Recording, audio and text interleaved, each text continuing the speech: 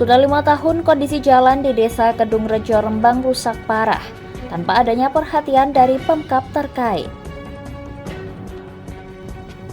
Deklarasi dukungan calon Presiden Prabowo Subianto serta Ganjar Pranowo semakin masif di kota Solo. PT Kereta Api Indonesia bersama Masyarakat Pelestarian Kereta Api Indonesia membangun replika lokomotif bersejarah DD52. Selamat sore pemirsa, bersama saya Puji Lestari, inilah Jateng hari ini.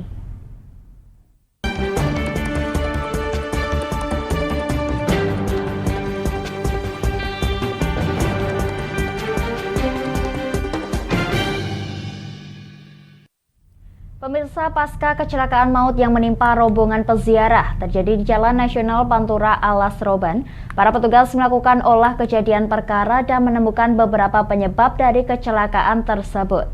Selain kondisi mobil yang sudah tua dan kurang prima, juga kondisi jalur penyelamat yang tak terawat.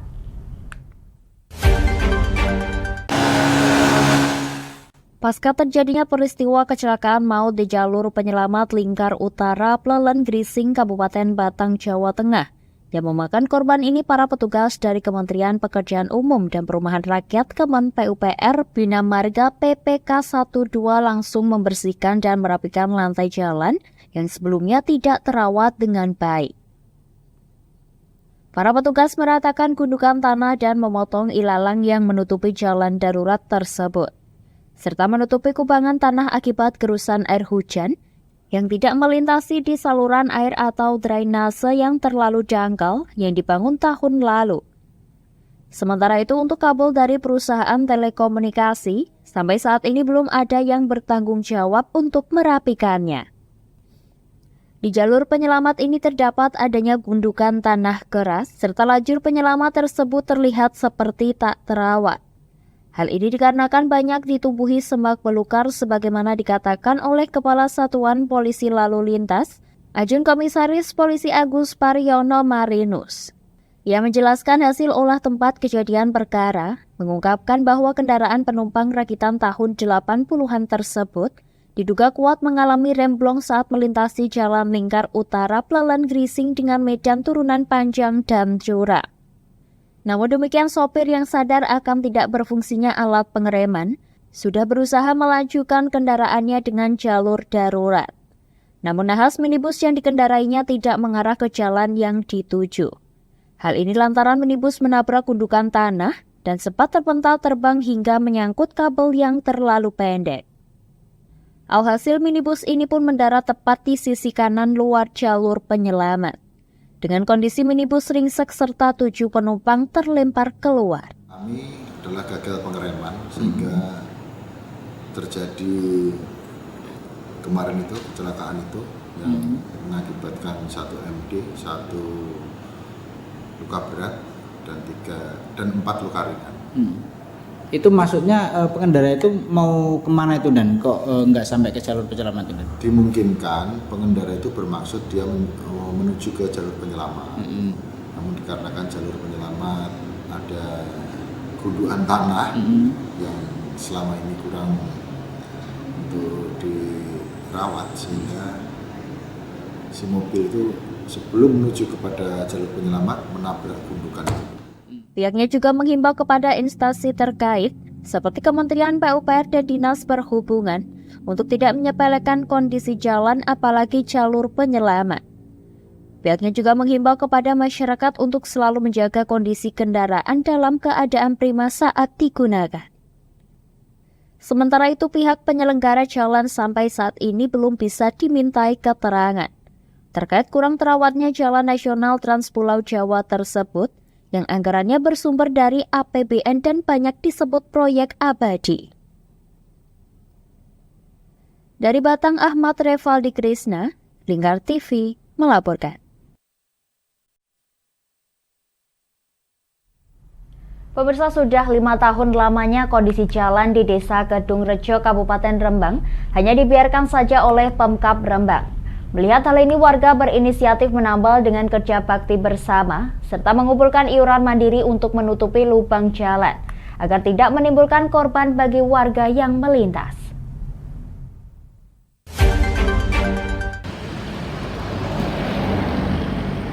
Selama 3 tahun ini usulan prioritas untuk pembangunan jalan yang ada di Desa Kedungrejo belum juga terrealisasi.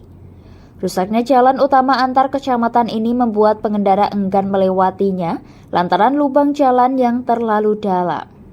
Rusaknya jalan ini selain membahayakan warga dan pengendara yang melintas, dampak terhadap perekonomian warga juga turut menyertai. Agus Yulianto selaku Kades Kedungrejo mengatakan, setiap tahunnya pemerintah desa mengajukan prioritas usulan dari desa untuk jalan kabupaten. Namun hingga kini belum ada realisasi dari Pemkab, sehingga para warga dan pemuda desa Kedungrejo mengumpulkan iuran seadanya untuk menambah lubang-lubang yang membahayakan agar jalan tersebut rata kembali. Selama ini dari desa sudah mengajukan lewat Musren Bangcam prioritas usulan dari desa bahwa jalan kabupaten selama 3 tahun ini sebagai usulan prioritas untuk pembangunan di jalan yang lewat di desa kita, cuma belum ada realisasi dari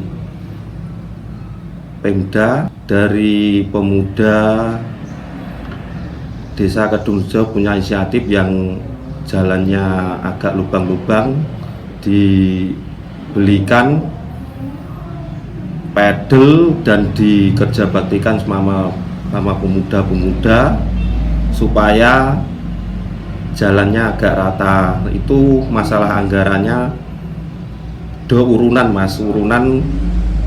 dari pihak pemuda, inisiatif pihak pemuda biar nggak jalan berlubang-lubang.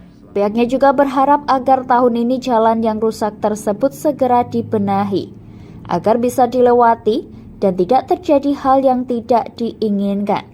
Lantaran jalan ini merupakan jalan utama antar kecamatan. Dari Rembang, Vicky Rio, Lingkar TV melaporkan.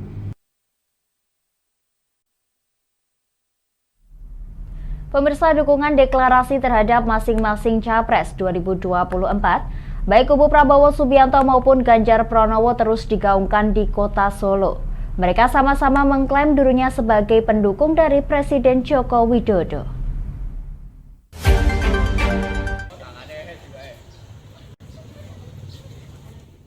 Deklarasi dari Gerakan Rakyat untuk Prabowo atau GRP 08 dilaksanakan oleh puluhan relawan dengan melukis wajah Prabowo Subianto di kain batik di Jalan Sidoluhur Lawean, Solo, Jawa Tengah.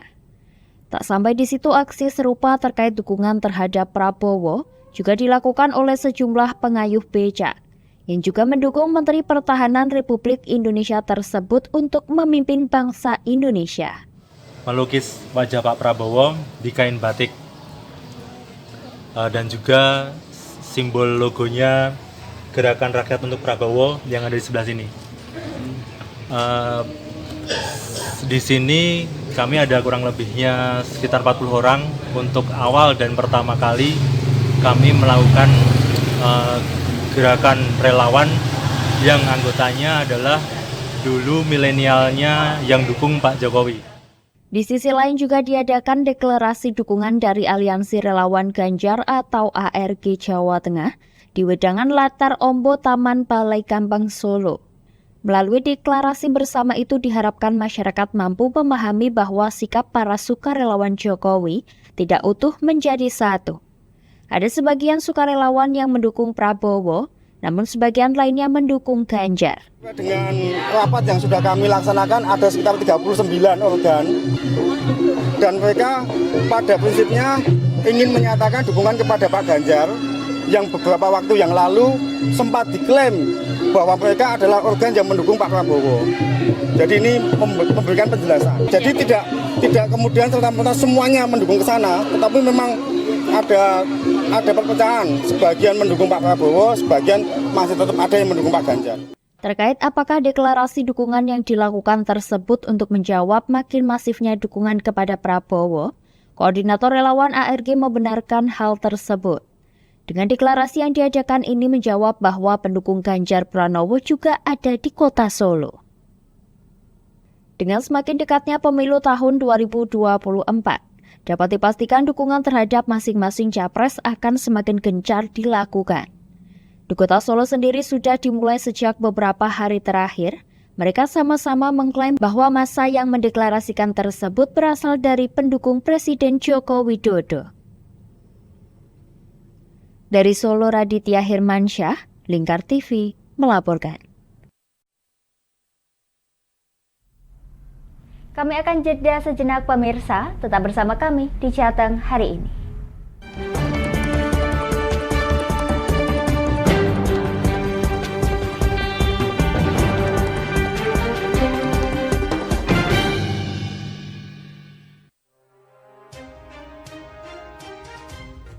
Inilah ketiga anggota komplotan pencuri spesialis pecah kaca mobil setelah melakukan penggelapan 20 sepeda motor dan 2 unit mobil dengan modus retal. Merangkum semua peristiwa sebagai berita yang penuh fakta. Bersama Puji Lestari, saksikan Jateng hari ini setiap Senin hingga Sabtu jam 4 sore hanya di Lingkar TV.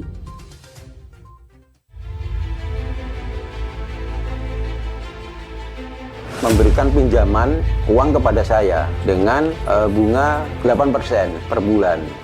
Membedah opini narasumber, menggali lebih dalam untuk mendapatkan perspektif baru yang lebih faktual. Masalahnya, nota perbaikan kapal itu semua ada di saya. Kenapa Tomo bisa menunjukkan? Demi mendapatkan informasi yang solutif dan terpercaya dalam Bedah Opini. Setiap Rabu jam 11 siang hanya di Lingkar TV.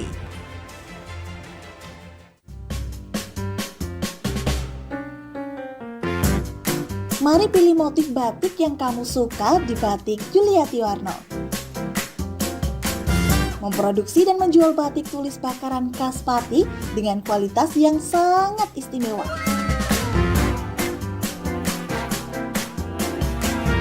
Cocok buat oleh-oleh, seserahan, bahkan untuk baju nikahan loh. Menyediakan berbagai motif mulai dari batik klasik sampai batik modern. Ayo borong segera Batik Yuliati Warno. Anda bisa melihat proses produksi batik secara langsung di rumah produksi kami loh.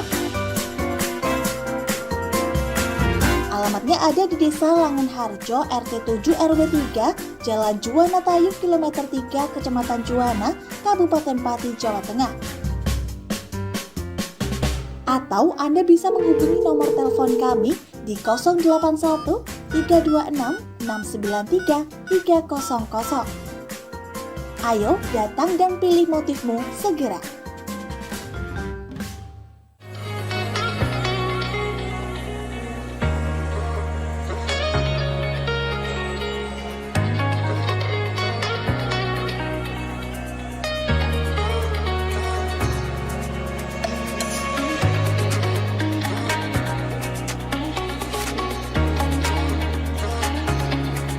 Hatta Kastor Pati, surganya alat tulis dan perlengkapan sekolah serta kantor. Mau cari buku? Ada. Mau cari alat tulis? Ada dong pastinya.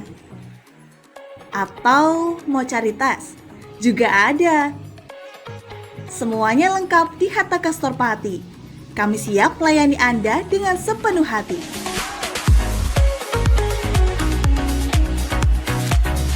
Alamat kami ada di Jalan Pemuda nomor 204, Kabupaten Pati.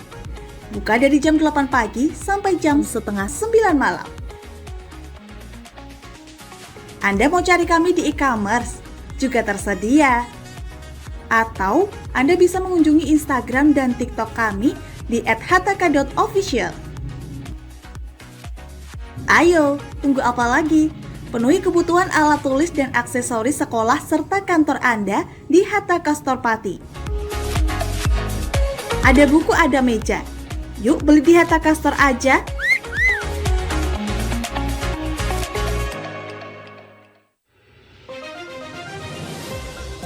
Modus kedua pelaku ini berpura-pura kehabisan bahan bakar kendaraan. Setelah pelaku dibantu, mereka kemudian melakukan kekerasan dan mengambil paksa sepeda motor korban. Saat tiba di lapangan terbang Okbab, rombongan langsung dihadang 5 orang yang mengaku sebagai anggota KKB.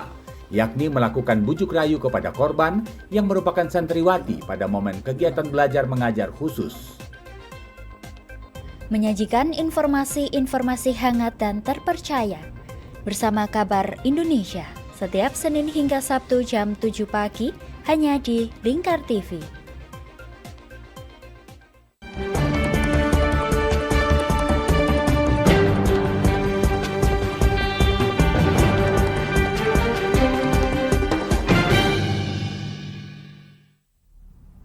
Anda masih menyaksikan Jateng hari ini pemirsa. Jelang kurban Hari Raya Idul Adha mendatang, Dinas Kelautan Perikanan Pertanian dan Pangan Kota Tegal, Jawa Tengah melakukan pemeriksaan kesehatan hewan ternak. Pemeriksaan kesehatan ini dilakukan untuk memastikan hewan kurban di Kota Tegal dalam kondisi sehat.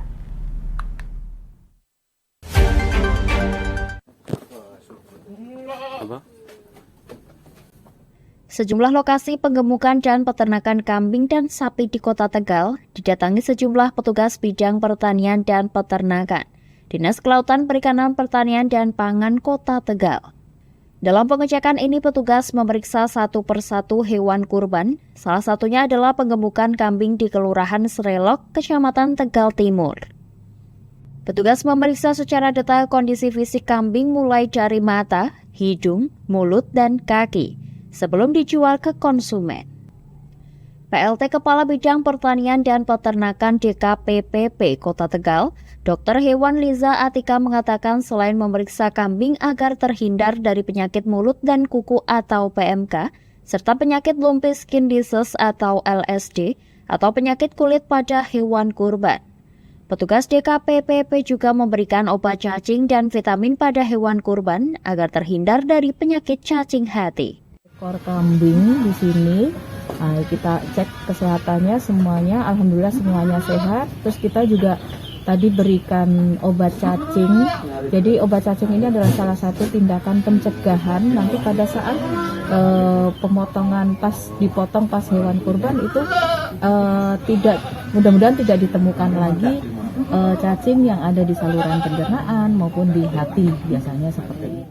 Total peternakan dan penggemukan sapi dan kambing di Kota Tegal mencapai 397 lokasi, yaitu terdiri dari sejumlah 7 peternakan sapi, 198 peternakan kambing, dan 192 peternakan domba.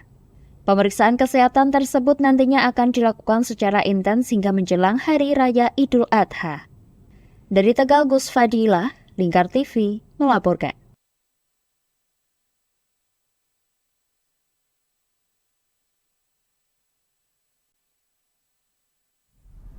Pemirsa, sebagai upaya pelestarian kereta api di masa lalu, PT Kereta Api Indonesia bersama Masyarakat Pelestarian Kereta Api Indonesia membangun replika lokomotif bersejarah DD52.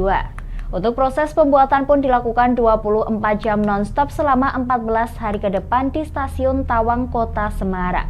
Seperti apa proses pembuatannya? Berikut liputannya untuk Anda.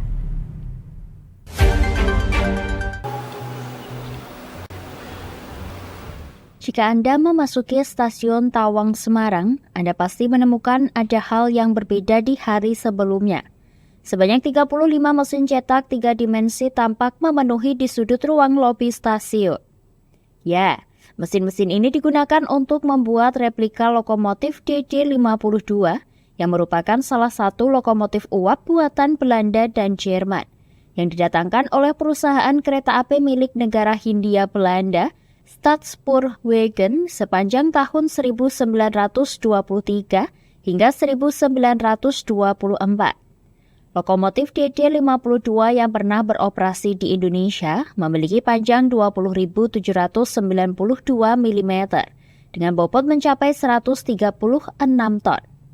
Lokomotif ini terakhir beroperasi di pertengahan tahun 1970 lalu.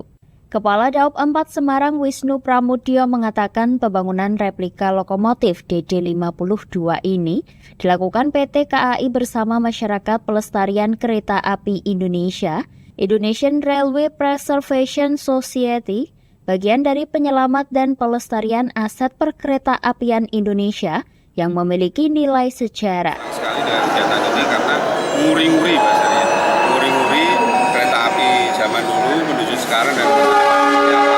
Sehingga kita bisa lebih bangga, lebih bisa menghargai hasil karya anak bangsa, hasil karya sejarah kereta apian di Indonesia. Sementara itu, Ketua Umum Masyarakat Pelestarian Kereta Api Indonesia, Riki Dwi Agusti mengatakan pembangunan rangkaian replika lokomotif DD52 dilakukan di lobi stasiun Semarang Tawang. Sedangkan untuk proses pembuatan replika ini, menurutnya tidaklah mudah. Proses print dilakukan 24 jam non-stop, selama 14 hari ke depan di stasiun Tawang, Semarang. Ngangenin lah, Daup 4 itu ngangenin lah, karena memang tahun lalu kita juga kebetulan di Daup 4 juga, tapi di Semarang. Dan juga memang yang kami butuhkan itu adalah publikasi ya, dan kami rasa nih Daup Semarang Tawang ini eksposnya cukup besar. Para pengunjung stasiun Tawang Semarang pun dapat melihat selama proses pembuatan replika lokomotif DD52 ini, yang mana replika berukuran 1:4 dengan panjang 6 meter, menggunakan bahan filamen plastik yang rigid dan tahan lama. Replika lokomotif legendaris tersebut rencananya akan dipamerkan di Gedung Lawang Sewu sebelum dipamerkan secara bergantian di seluruh stasiun di Indonesia. Dari Semarang, Henufan, Lingkar TV melaporkan.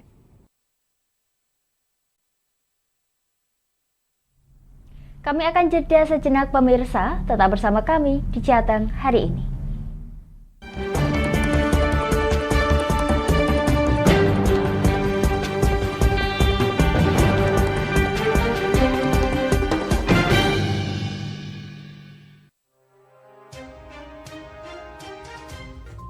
Inilah ketiga anggota komplotan pencuri spesialis pecah kaca mobil setelah melakukan penggelapan 20 sepeda motor dan 2 unit mobil dengan modus retal. Merangkum semua peristiwa sebagai berita yang penuh fakta. Bersama Puji Lestari, saksikan Jateng hari ini setiap Senin hingga Sabtu jam 4 sore hanya di Lingkar TV.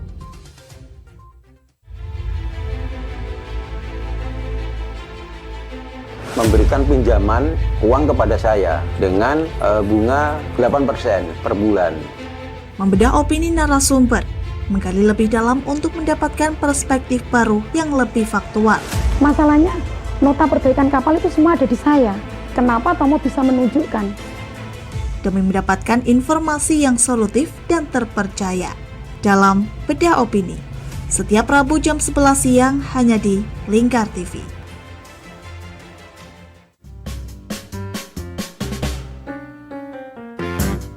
Mari pilih motif batik yang kamu suka di Batik Yuliati Warno. Memproduksi dan menjual batik tulis bakaran khas Pati dengan kualitas yang sangat istimewa.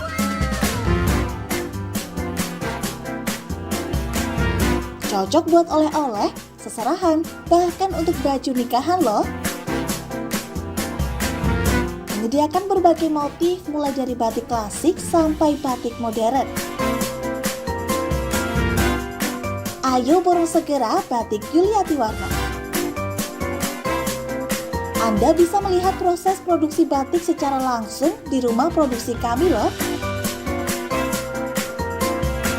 Alamatnya ada di Desa Langenharjo, RT 7 RW 3, Jalan Juwana Tayub, Kilometer 3, Kecamatan Juwana, Kabupaten Pati, Jawa Tengah. Atau Anda bisa menghubungi nomor telepon kami di 081 326 693 300. Ayo datang dan pilih motifmu segera.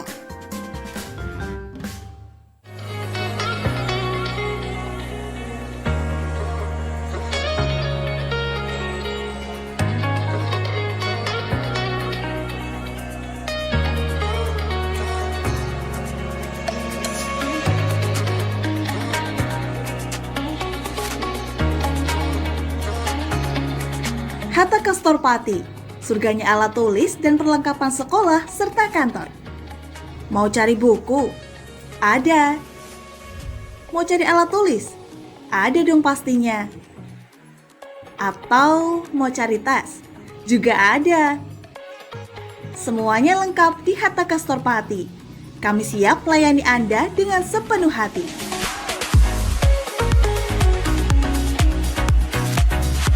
Alamat kami ada di Jalan Pemuda nomor 204 Kabupaten Pati. Buka dari jam 8 pagi sampai jam setengah 9 malam. Anda mau cari kami di e-commerce? Juga tersedia. Atau Anda bisa mengunjungi Instagram dan TikTok kami di @hataka.official. Ayo, tunggu apa lagi? Penuhi kebutuhan alat tulis dan aksesoris sekolah serta kantor Anda di Hataka Store Pati. Ada buku, ada meja. Yuk beli di Hataka Store aja.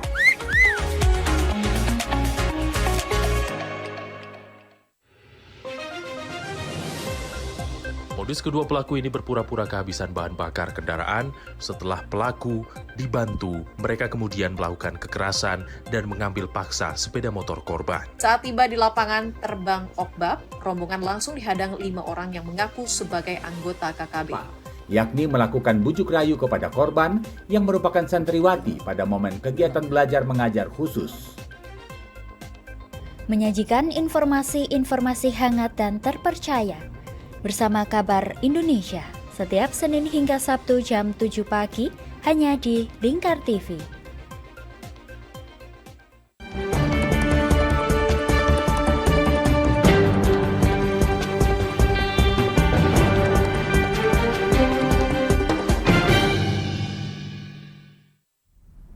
Anda masih menyaksikan Jateng hari ini pemirsa.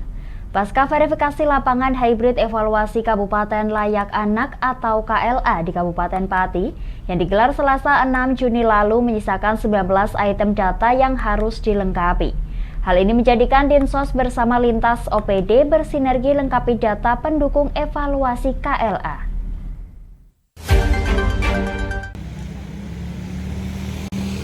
Ragam upaya menuju Kabupaten Layak Anak terus digalakan. Pasca verifikasi lapangan hybrid yang digelar pada 6 Juni lalu menyisakan 19 data yang harus dicukupi. Sementara itu dari 19 data ini, batas akhir pemenuhannya adalah hari ini. Hal ini menjadikan Dinas Sosial Pemberdayaan Perempuan Perlindungan Anak dan Keluarga Berencana bersinergi dengan lintas OPD untuk melengkapi data tersebut. 19 data yang harus dipenuhi diantaranya adalah menampilkan aplikasi Siapak Satuan Pamong Praja. Subkoordinator Pemberdayaan Perempuan dan Perlindungan Anak Dinsos P3AKB Pati, Anggia Widiari mengungkapkan bahwa hasil evaluasi Kabupaten Layak Anak di angka 958,23. Sementara hasil verifikasi administrasi lapangan hybrid di angka 610,31. 19 data yang harus dilengkapi hari ini telah disiapkan. 19 data yang harus dilengkapi hari ini telah disiapkan. Besar harapannya Kabupaten Pati dapat naik ke level tingkat madya tahun ini. Yang dari kemarin kita yang evaluasi mandiri 958,23, terus dari evaluasi provinsi tadi disampaikan Bu Nikmah 610. Dari hasil verifikasi lapangan kemarin yang secara hibrid itu kita diminta mencukupi beberapa poin-poin yang harus dan batas akhirnya hari ini. Nah, insya Allah dari hasil yang dievaluasi dari provinsi 610 itu iso dicukupi bener, engko ben iso naik. Nek naik bisa madya insya Allah, karena memang batas dari predikat madya Kabupaten Layak Anak itu adalah nilainya 600 gitu. Pihaknya menambahkan kenaikan level Kabupaten Pati menjadi Kabupaten Layak Anak tingkat madya memang tak bisa mandiri. Hal ini tentunya memerlukan sinergisitas gugus tugas yang tersebar di lintas OPD serta stakeholder. Dari Pati Mutia Parasti, Lingkar TV melaporkan.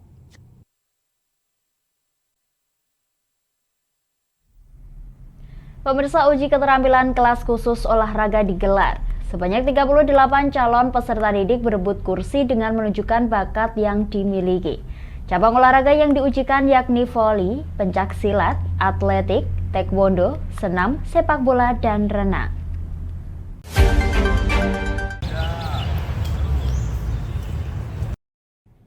Sebanyak 37 calon siswa unjuk kemampuan bakat dalam ajang uji keterampilan berebut kursi kelas khusus olahraga di SMA Negeri 3 Pati. Pasalnya sekolah ini merupakan satu-satunya sekolah yang membuka KKO di Kabupaten Pati. Jumlah pendaftar sendiri sebanyak 44 calon siswa, namun yang hadir pada uji keterampilan hari pertama ini hanya sejumlah 37 orang. Dan 1 orang dikonfirmasi melangsungkan seleksi pada Jumat 9 Juni mendatang dikarenakan sedang sakit. Hal ini menjadikan 6 orang pendaftar yang tak hadir dinyatakan gugur dalam seleksi ini. Sehingga tersisa 38 calon siswa memperebutkan 36 tiket untuk aman di kelas khusus olahraga ini. Dalam seleksi ini menguji 7 cabang olahraga, diantaranya adalah voli, pencaksilat, atletik, taekwondo, senam, sepak bola, dan renang. Eko Suwarno selaku Ketua Panitia mengungkapkan dalam seleksi ini, didominasi pendaftar dari cabang olahraga voli sebanyak 12 orang, pencaksilat sebanyak 11 pendaftar, dan sepak bola sebanyak 10 pendaftar. Sistem pembelajarannya tidak beda jauh dengan kelas-kelas yang reguler yang biasa. Masuk jam 7, pulangnya anak-anak jam 15.30 atau setengah 4 sore. Jadi kalau hari Senin sampai hari Kamis. Naik Jumat, anak masuk jam 7, pulangnya jam 2 atau jam 14 siang. Termasuk latihan itu? Latihannya kita menggunakan waktu yang sore. Waktu sore berarti nanti ada yang dikembalikan kepada klubnya masing-masing, ada yang di sini. Kalau yang di sini itu nanti diopeni oleh pelatih kita sendiri. Kalau yang biasanya bola voli, basket dan sebagainya, basket. Kalau yang bola voli, sepak bola itu kembali pada klubnya masing-masing. Dan sebagian besar kalau sepak bola itu anak-anak dari ASKAP PSSI Pati. Pihaknya menambahkan bahwa hasil seleksi ini akan diumumkan 14 Juni mendatang. Dengan komposisi penilaian 50% dari seleksi keterampilan, 25% dari nilai rapot, dan 25% dari sertifikat kejuaraan. Dari Pati Mutia Parasti, Lingkar TV melaporkan.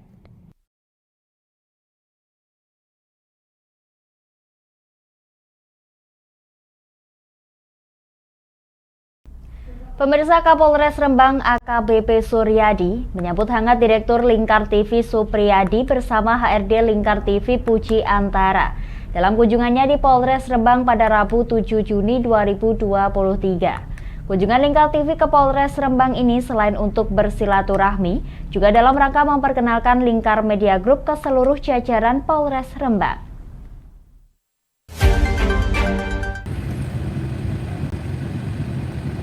Seperti halnya saudara yang lama tak berjumpa, sehangat itulah sambutan Polres Rembang kepada Lingkar TV. Selain dalam rangka silaturahmi, maksud kunjungan ini juga sebagai momen untuk memperkenalkan Lingkar Media Group yang memiliki berbagai produk media, mulai dari koran harian Lingkar, TV digital Lingkar TV, media online Lingkar News, Lingkar Jateng ID, berita jateng.id, dan harian muria.co. Percakapan antara Kapolres dengan Direktur Lingkar TV pun semakin hangat, lantaran keduanya sama-sama memiliki latar belakang santri di pondok pesantren. Program-program yang dimiliki Lingkar Media Group pun dirasa sejalan dengan yang dimiliki oleh Polres Rembang. AKBP Suryadi selaku Kapolres Rembang mengapresiasi Lingkar TV yang mempunyai program-program religius, karena sejalan dengan program baru Kapolres Rembang, yakni Polisi Ngaji, Polisi Nyantri. Program tersebut digagas dalam rangka meningkatkan kereligiusan para anggotanya. Kapolres juga berupaya untuk mengkolaborasikan program milik Polres Rembang dengan kearifan lokal Rembang yang mempunyai banyak ulama.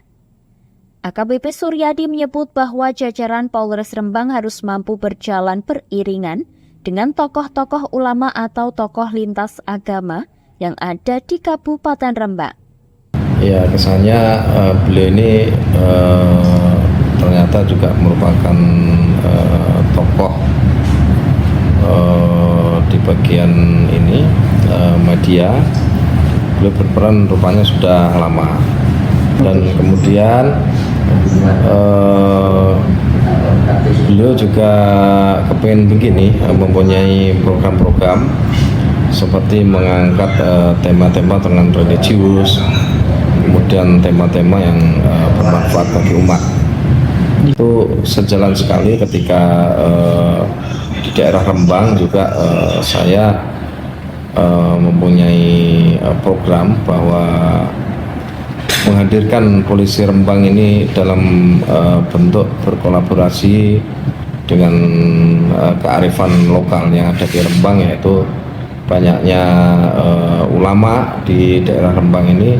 Tentunya kita dalam segala kegiatan yang kita lakukan tentunya sejalan dan selalu dekat dengan para ulama dan tokoh-tokoh lintas agama, karena juga Rembang adalah salah satu kabupaten yang sedang menjadi paling tidak menjadi percontohan tentang moderasi beragama.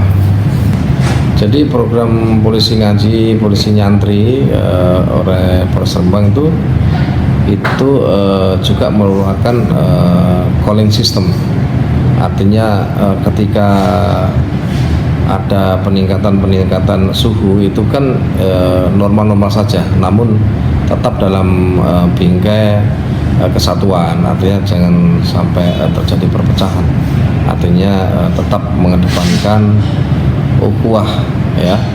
Kemudian tetap berpedoman pada NKRI harga mati. Dalam bincang-bincangnya dengan Direktur Lingkar TV ini, AKBP Suryadi juga menitipkan pesan untuk menjaga kondusivitas tahun politik nantinya.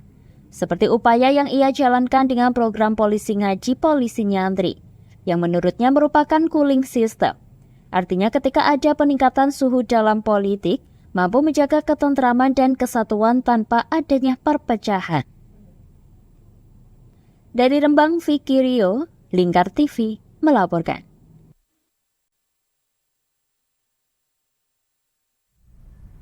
Demikian Jateng hari ini, saya Puji Lestari dan seluruh kru yang bertugas mengucapkan terima kasih atas kebersamaan Anda. Selamat sore dan sampai jumpa.